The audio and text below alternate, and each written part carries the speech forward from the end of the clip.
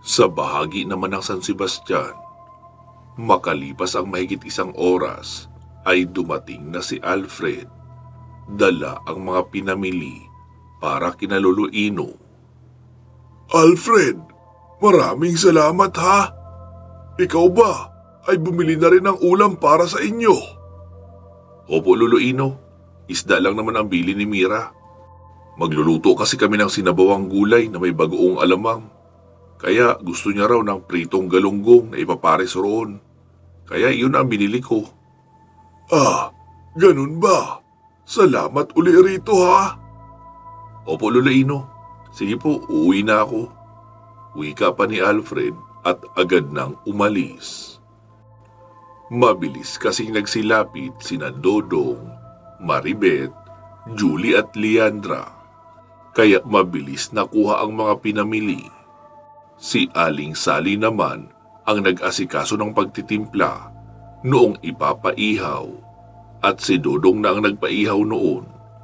Ang mga kadalagahan naman ay nagtulong-tulong sa paghihiwa ng mga gulay na para sa sinigang. Ang iba naman ay nagsimulang gumawa ng suman mula sa pinong giniling na mais na hinaluan ng saging. Iyon ang kanilang magiging merienda, kaya abala ang lahat. Lumapit si Lolo Ino kay Gabriel. Apo, tsokolate. Balita ko, gusto mo ito. Kaya nagpabili ako para sa'yo. Sige na, kunin mo na. Kapag nakakain ka niyan, ay sasaya ang pakiramdam mo. Talaga po, Lo?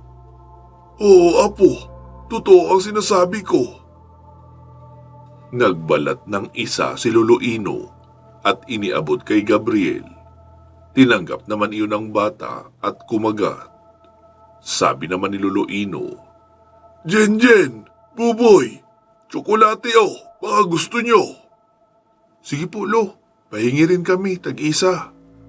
Wika pa ng dalawa at nagsikuha na rin. Nakita ni Lolo Ino na panay ang hikab ng batang si Gabriel. Apo, pagkatapos mong kumain yan, subukan mong humiga roon sa sofa nang makapagpahinga ka naman. Nanghihina ka pa at inaantok. Opo, Lolo, sige po. Sagot naman ng bata at nagbago na ang mood nito. Hindi na humihikbi. Matapos maubos ang kinakaing tsokolate, ay pumasok na iyon ng bahay at nahiga na sa sofa na agad na ring nakatulog. Samantala, sa bahagi naman ng Binigtikan City, pagsapit ng 4:00 ng hapon, ay isa-isa na silang nagsigising. Nagtulong-tulong na rin sa pagluluto ng kanilang kakainin. Pinindot ni Lino ang kanyang suot na comb. Benny, this is Lino. Do you copy? Yes, Lino. Ano yun? Kumusta ang sitwasyon nyo dyan? Ayos pa naman. Kagigising lang namin. Nagmamatsyag sa paligid ang iba. Ang iba naman ay nagluluto ng pagkain. Okay, copy that, Benny. Nag-check lang ako. Richard, kumusta ang sitwasyon nyo dyan? Ganon din, Lino. Kagigising-gising lang din at naghahanda ng mga kain. Okay, copy. Maging alisto pa rin kayo sa paligid ha. Hapon na at hindi malayong naiinip na ang mga nasa loob sa pagsalakay natin at sila na ang maunang sumugod. Okay, Lino. Nakita ni Lino na mahimbing pa ang tulog ni Mancio at Tingting. Sila kasi ang unang nagbantay kaya late silang natulog. Makalipas ang 1 oras ay luto na ang kanilang pagkain. Kaya naman agad nang nagsikain ang lahat. Matapos makakain ay agad na rin silang naghanda para lumusog. Nang makarinig sila ng static noise mula sa malalaking speaker na nasa itaas ng Citadel Building at mansyon ng City Council. Ilang saglit pa ay meron nang nagsalita. Binabati kita, Lino, sa inyong mga nalampasang pagsubok bago kayo makarating rito. Siguro naman, sapat ang panahon na ibinigay namin sa inyo para makapagpahinga kayo at maging handa sa huling bahagi ng ating sagupaan. Ako nga pala si Damian Lozarte, isa sa mga namumuno ng Black Triangle. Nais kong idokumento ang mga huling kaganapan sa labanan nating ito. Naka-activate na ang mga CCTV camera sa buong paligid ng syudad para malinaw na mapapanood ng aming big boss ang mga labanan. Meron din akong inassign na tao para sa inyong lahat para naman maiwasan ang mismatch sa laban. Balitaan na rin kita, Lino, na may mga nakaset up na missile sa tuktok ng mansyon at naroon ang huling stock namin ng mutagen virus. Ilipad iyon patungo ng Santa Barbara sa oras na matalo nyo kami. Ibig sabihin, panalo pa rin kami noon dahil magpapatuloy ang pagkalat ng virus sa buong lalawigan. Kaya ang unang pares ng maglalaban ay si Roulette, ang traidor na tauhan ng Dragon Corps kontra kay Mistress Trinity. Ang mga missile na lilipad patungo sa Santa Barbara ay susubukan mong pigilan, Roulette, dahil alam naming magaling ka naman sa computer. Simulan mo ng kumilos dahil sa loob ng 15 minuto ay uulan na ng missile patungo sa Santa Barbara. Sabi naman ni Lino, Roulette, nakita mo yung abandonadong bus sa kanang bahagi natin? Doon ka na pumwesto para hindi ka maistorbo sa mga maglalaban. Copy that, Lino. Sagot ni Roulette at agad nang nagtungo sa sinasabi ni Lino na abandonadong bus. Muling nagsalita si Damian. Rafael, special request ka ni General Axel Braganza. Magkita kayo sa kanlurang bahagi ng Vinictican City. May isang gusali roon na abandonado. Doon raw kayo magtutuos at siya ang tatapos sa maalamat na si Rafael ng Santa Barbara. Para naman sa mga kasama niyong aso, oo, kayo nga mga okami ang tinutukoy ko. Tignan natin kung may maibubuga kayo sa mga tauhan kong danag na ginawa kong hybrid. Doon kayo sa may kakahuyan sa hilagang silangan ng syudad. Nagradyo naman si Richard kay Lino. Ano, Lino? Pupuntahan ba natin ang mga sinasabi niyang lugar? Baka kasi patibong lang yan. Oo, pupuntahan natin. Mukhang gusto nilang magkaroon ng magandang laban. Pinagtutugma-tugma rin nila ang mga magkamatch sa kakayahan. Ayos na rin iyon para magamit natin ng tama ang kakayahan natin. Copy that, Lino. Sabi naman ni Richard sa pinuno ng Okami. Kay, sige raw, sabi ni Lino. Puntahan nyo. Mag-iingat kayo ha. Mga vampira ang kakaharapin nyo roon. Mga danag na may kargang virus sa katawan at power enhancement. Kaya mas malakas sila sa pangkaraniwan. Good luck sa inyo mga kaibigan. Ikinagagalak ko kayo makilala at makasama sa labanang ito. Naway, hindi pa ito ang huli natin pagkikita. Ako rin, Richard. Ikinagagalak ka namin makilala. Pati na ikaw, Venus. Sige, aalis na kami nang matapos na ang labanang ito. Tumango ng sabay sina Richard at Venus. Tapos umalis na ang 26 na natirang Okami kasama na roon si Kai. Oh, eto pa, Lino. Nakita kong may kasama ka pang isang babaylan na kayang magmanipula ng hangin at lupa. Sige, doon ka babaylang kulas sa hilagang kanlurang bahagi. Makikita mo roon ang Warehouse B. Makakaharap mo roon si Mercurius, ang ikatlong druid ng Indonesia.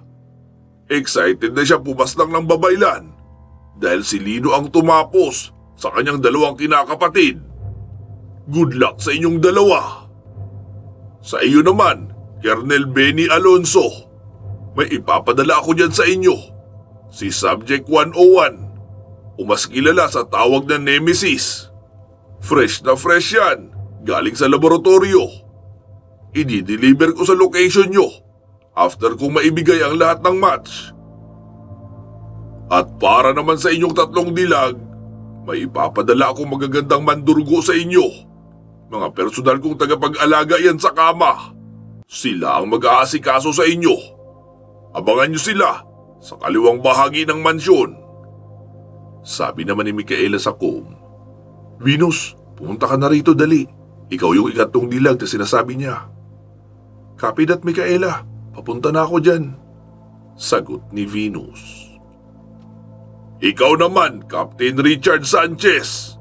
May regalo rin ako sa iyo. Abangan mo si alias Dilat sa Timog Kanluran. Merong malawak na garahe roon at doon kayo magtatagpo. At para naman sa inyong dalawang kusinero, doon nyo kakatagpuin ang inyong kalaro sa kanang bahagi ng kakahuyan. Darating dyan si alias Busog. Para naman malaman kung hindi lang kayo magaling sa pagluluto, pati na rin sa pakikipaglaban. At para naman sa magninong na antingero, si Saiko ang ipapadala ko sa inyo. Isa rin siyang antingero na nabaliw dahil sa maling paggamit ng itim na karunungan. Pero paglipas ng maabang panahon, ay natutunan niya na itong manipulahin at magamit sa kanyang pabor. Iyon nga lang, siya ay naging sosyopat. Palaging sabik pumatay ng tao, kaya mahirap rin kontrolin. Doon niyo siya katagpuin sa Timog. At siyempre ikaw, Lino, hihintayin kita rito sa loob ng mansyon. Ako mismo ang didepensa rito sa isang misil na papaliparin patungo ng Santa Barbara. Good luck sa'yo kung magagawa mong lampasan ang kuryente sa mga gate. Babalaan kita, hindi yun pangkaraniwan. At maliban roon, marami pa akong nakahandang sorpresa para sa'yo. Hihintayin kita rito. Bago ko pala makalimutan, alam ko ang pagbaliktad yung tatlo. Kayo yon, Roy, Rolly at Rio. May inihanda akong 3 clone agent sa mismong opisina ng Dragon Corps. Doon sila magmumula. Salubungin nyo na lang. Good luck sa inyong lahat. Simulan na natin ang kasiyahan. Wika pa ni Damian. At magkakasabay na may lumipad na missile pa itaas. Pero doon lang din sa paligid ng Citadel at mansyon nagsiputo. Kaya nataranta sa pag-cover ang lahat. Micaela, ano yun? Agad namang tumingin si Micaela sa dala niyang tablet at tinignan ang resulta ng scanner. Wala yun, Lino. Mukhang pinapadilim lang nila ang paligid kaya sila nagpasabog ng black smoke. Pero walang kargang malaking amount ng explosives ang missile na yun. Habang nag-uusap pa sina Lino at Micaela, ay muling nagsalita si Damian sa speaker. Huwag kayong mag-alala, walang explosives ang missile na yun. Pinadilim ko lang ang bahagi nyo dahil ipapadala ko ang mga tao ko sa designated area na sinabi ko. Siya nga pala, Lino, huwag mo nang subukan magtawag ng mga tropa mong elemental kung ayaw mong maging katapusan na nila. Activated na ang magnetic shield para sa mga elemental. Kaya, tapos ang mga iyon kapag nagtungo rito. Wika pa ni Damian. Sabi naman ni Lino sa mga kasama. Makinig kayo. Sa tingin ko, hindi ito isang patibong. Dahil ngayon pa lang din umalis ang mga tao nila para pumunta sa nasabing lugar na paglalabanan. Mukhang sinadya niyang paghiwa-hiwalayin tayo. Pero ayos lang yun. Gawin natin ang ating makakaya. Kahit papaano ay mukhang patas naman ang labanang ito. Good luck sa ating lahat. Kapag natapos na kayo sa inyong mga laban, ay doon kayo dumiretso sa pwesto ni Roulette. Magiging abala siya sa computer battle niya. Ibig sabihin, wala siyang physical protection sa paligid. Kaya, puntahan niyo siya para maprotektahan. Kailangan ko na rin makapasok sa mansyon para maagaw kay Damian ang huling sample ng mutagen virus. Galingan niyo lahat, ha. Hindi na ito tungkol sa pagliligtas sa pamilya ko. Para na ito sa pagliligtas sa sangkatauhan. Copy that, Lino. Sagot ng lahat at agad nang nagsikilos upang puntahan ang kanilang designated battleground. Sabi naman ni Roulette sa com, Lino, matatalo ako rito kapag naglobat ang laptop ko. Kailangan ko ng mas malakas na power source. Sabi naman ni Lino, pwede ka bang kumonekta sa baterya ng bus dyan? Oo, kaso Sigurado naka-discharge na ito at wala nang mailalabas na kuryente. Sige, hintayin mo ako dyan, Roulette, at susubukan kong gawa ng paraan. Agad nang tumakbo si Lino at nagpunta sa bus na pinagpwestuhan ni Roulette. Tinignan niya ang baterya noon, dalawang malalaki. Ermitanyo, pasuyo, kargahan mo ng kuryente ang mga bateryang ito. Isagad mo lang sa pagkapuno, pero huwag mong sobrahan ha, dahil baka sumabog. Okay, Lino, masusunod. Sagot ni Ermitanyo at agad nang dumaloy sa kamay ni Lino ang kuryente noong hawakan niya ang mga baterya. Ilang saglit pa ay sinabi ni Lino, Roulette, pakicheck nga kung may kuryente na. Meron na, Lino, ayos na ako rito, pwede na ito. Okay, sige, isarado mo ang pintuan, tapos sa lapag ka umupo para hindi ka nakikita sa labas. Oo, sige, Lino, mag-iingat ka. Wika ni Roulette at lumapit sa pintuan upang isara. Si Lino naman ay muli nang umalis upang magtungo sa harapang bahagi ng mansyon. Naupo na sa lapag si Roulette at sinimulan ang pag-a-access sa computer mainframe ng Vinictican City. Tagaktak ang pawis niya dahil mainit sa loob ng bus at abalang-abala pa siya sa pag-i-encode para basagin isa-isa ang matitinding computer firewall ng system. Matapos makumpleto ang code, ay pinindot niya na ang enter. Pero isang tumatawang mukha ng babae ang nag-appear sa kanyang computer screen. Nice try, Roulette. Baka nakakalimutan mo. Isang kilalang computer hacker ang nagbabantay sa mainframe ng Vinictican City. Bilis-bilisan mo. Nauubos na ang oras mo, oh. Kapag hindi mo ako natalo, ay nasa iyong mga kamay ang kamatayan ng 2 milyong populasyon ng Santa Barbara. Wika pa ni Mistress Trinity na nasa chatbox nila ni Roulette. Agad namang nag-reply si Roulette. Huwag kang masyadong mayabang, nagwa-warm up pa lang ako. Kagigising ko pa lang at ilang araw nang walang ligo. Kaya wala pa ako sa kondisyon. Pero hayaan mo, mag-iinit rin ako mamaya konti. Kaya humanda ka ng matalo. Nag-reply naman si Trinity. You wish. As if naman magpapatalo ako sa iyo. Hindi na nag-reply pa si Roulette at muling sumubok ng ibang program para basagin ang unang firewall. Pumikit muna siya at huminga ng malalim. Saka bumanat ng pag-e-encode. Tuloy-tuloy ang typing niya ng mga letra at numero.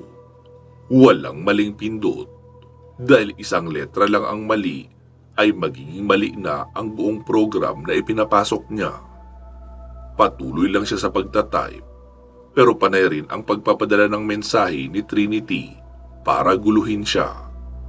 Hanggang sasabihin ni Roulette, tignan mo ang pinagmamalaki mong firewall, Trinity. Sabay pindot ng enter. Nabasag ang unang depensa ng system ng Vinictican City.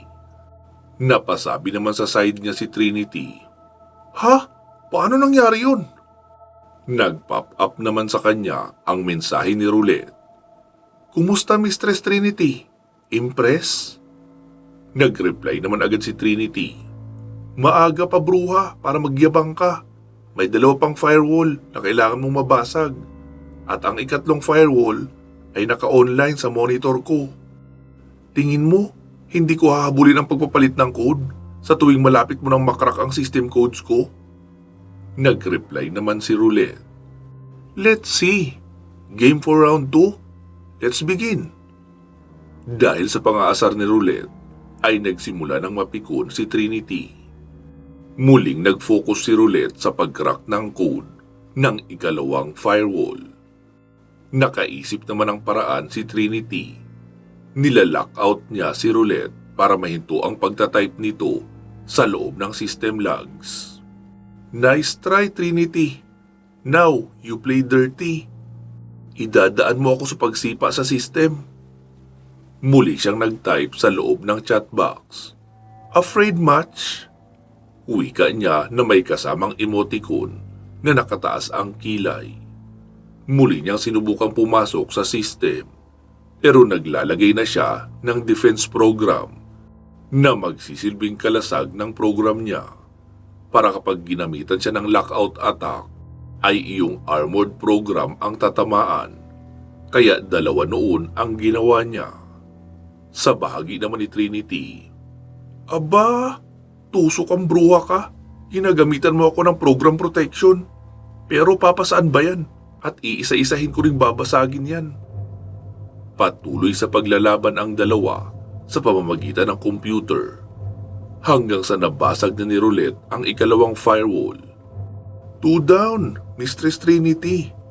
I'm coming for you." Sumagot naman si Trinity. "Humanda ka at nakaabang ako sa iyo." Wika pa nito at nagsimula na ring mag-type ng mga letters and numbers na halos umusok na ang keyboard sa sobrang bilis ng pagtatype. Pero hindi niya mahabol ang attack ni Roulette dahil marami itong ginagamit na shortcut program at pinagsasabay-sabay. Kung minsan naman ay nakamix.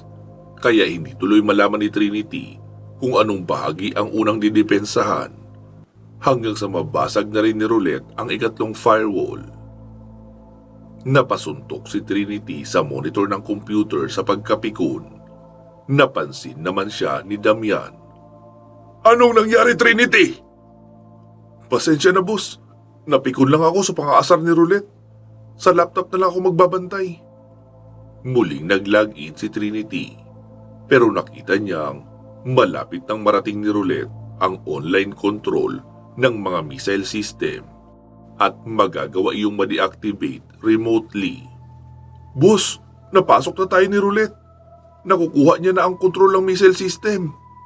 Sabi naman ni Damian, "Fire all the missiles!" "Ha? Ngayon na, boss? Malayo pang oras na nakatakda." "Wala na tayong magagawa kaysa naman tuluyan ng mawala ng silbi ang missile system natin." "Papaano ang missile, boss, na pinagkabitan mo ng mutagen virus?" "Huwag mong alalahanin iyon dahil naka-manual setup yun. Nasa akin lang ang kill switch at detonator. Kaya walang makakapigil sa paglipad noon kapag pinalipad ko na." Agad pinindot ni Trinity ang fire button at bumukas na nga ang missile silo. Saka isa-isang nagsisirit ang mga missile. Nakita naman iyon ni Lino na halos magkakasabay lumabas pa itaas ang mga missile. "Roulette, ano nangyari? Paano nakawala ang mga missiles?" "Dinaya tayo, Lino. Nabasag ko na lahat ng firewall ng system nila at nakapasok na rin ako sa mainframe. Kukunin ko na lang ang control ng missile nang makita kong naka-launch na lahat. Anong gagawin natin, Lino?" Sabi naman ni Lino, "Ilan ba yun lahat?" "6. Lahat iyon ay nakatutok sa iba't ibang bahagi ng Santa Barbara." "Kaya mo bang i-override ang mga missile na yun para magawa mong ma-shutdown?" "Hindi, Lino. Nasa area na yun. Hindi na yun mahahabol ng signal ko mula rito." "Ilang minuto na lang ba ang meron tayo bago yun sumabog sa Santa Barbara?" 2 minutes. "Rafael, anong gagawin natin? Wala ako masyadong alam sa mga system at missile technology." Sabi naman ni Rafael, "Lalo naman ako. Hindi nga ako nakapagkolehiyo, di ba?" Sumabat naman si Richard. "Lino, may naiisip akong paraan. Patch mo ako sa line ni Roulette." "Okay, copy." "Roulette, si Richard ito." "Oh, ano yun, Richard?" "May naiisip akong paraan para hindi sa Santa Barbara tumama ang mga missiles." "Ha? Papaano?" "Gamitan mo ng GPS realignment. Di ba, ang targeting system ng missiles ay nakabase sa GPS location? Palitan mo ng GPS address ang Santa Barbara. Pumili ka ng ibang bayan na mas kaunti ang populasyon. Doon mo ilagay ang GPS address ng Santa Barbara. Iyon ang susundan ng targeting system ng missile." Mabilis na nag-type ng program si Roulette at kumonekta sa access portal ng Dragon Core. At doon binago ang GPS address ng Santa Barbara. Inilipat niya iyon patungo ng Santa Pilar. "Lino, nailipat ko na ang lugar na target ng missile. Imbis na sa Santa Barbara, ay inilagay ko sa Santa Pilar. Nasa 2 milyon ang populasyon ng Santa Barbara kumpara sa Santa Pilar na nasa 30,000 lang noong panahong hindi pa nagkakagulo. At sa tingin ko, mas kaunti na ang tao roon ngayon dahil marami nang nagsilikas. Ano, ayos lang ba sa'yo to? Hindi ayos sa akin yan, Roulette. Pero kung ang pagpipilian natin ay 2 milyong tao ang mamamatay o ang mas mababa sa 30,000, pipiliin ko na lang ang mas kaunti. Hindi na sumagot si Roulette at pinindot na ang enter. Kaya agad nang lumipat ang GPS location ng Santa Barbara patungo sa Santa Pilar. Patawarin niyo ako, mga taga Santa Pilar. Mahinang bulong pa ni Roulette at pumikit.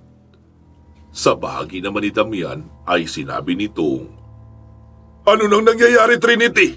Sumabog na ba ang mga missile?" "Oo, boss. Pero hindi sa Santa Barbara, kundi sa Santa Pilar." "Ha? Bakit doon? Sinong binubomba natin roon? Ilang piraso magsasaka na nagtatanim ng mais at kamoting kahoy ang naroon. Paano yun nangyari?" Galit na wika pa ni Damian. "Ginamitan tayo ni Roulette ng GPS realignment. Inilipat niya ang location ng Santa Barbara sa GPS mapping at doon inilagay sa Santa Pilar. Kaya, iyon ang sinundan ng ating missile targeting system." "Wala kang kwenta, Trinity! Simpleng labanan gamit ang computer ay naisahan ka pa ni Roulette. Na malamang isang laptop lang ang ginagamit ngayon, samantala ikaw ay nasa high-tech na computer na kaharap. Ayoko ng mga talunan!" Wika pa ni Damian at agad hiniwa ang leeg ni Trinity mula sa likuran. Kaya hindi yun napaghandaan ng babae.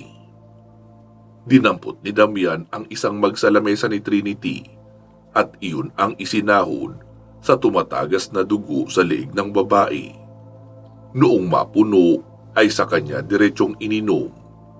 Muli siyang umupo sa kanyang pwesto at pinapanood ang mga susunod na laban sa kampo ni Lino at mga tauhan niya. Pansamantala po muna natin puputulin dito itong ating kwento. Magsama-sama tayong muli sa part 290. Mag-iingat po kayo palagi at hanggang sa muli.